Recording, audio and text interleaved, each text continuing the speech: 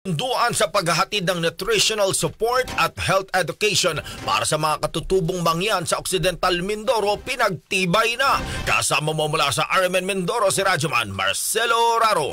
RMN Live Report. Nilagdaan na ang kasunduan sa pagitan ng Pamahalang Panlalawigan at Heart to Heart Foundation mula sa Seoul, South Korea na magtataguyod sa maternal and child health ng mga katutubong mangyan sa Abra de Ilog, Occidental Mindoro. Sa isang simpleng seremonya na ginanap sa tanggapan ni Governor Eduardo Gadiano na sinaksiyan naman ng mga opisyalis mula sa tanggapan ng DepEd Division of Occidental Mindoro, Provincial Health Office at iba pa. Piniliwanag ni na Heart to Heart Foundation Global Program Director Mrs. Hu Yang Moon at Country Director Pastor Paul Lim na hanggang 2026 ay nakatutok ang programa sa pagpapatayo ng halfway house sa loob ng Abra de Ilog Community Hospital. Kabilang na ang isang mangyan-friendly delivery room. Kalakip din umano sa nasabing kasunduan ng paghahatid ng nutritional support at health education para sa mga katutubo. Ayon naman sa gobernador na malaking tulong sa lokal na pamahalaan ng gawain ng Heart to Heart Foundation na makatuwang ang mga ito para sa pagtataguyod sa kamalayan ng mga ina at batang katutubo lalo na sa usaping pangkalusugan. Kasama mo sa RMN Mindoro Province,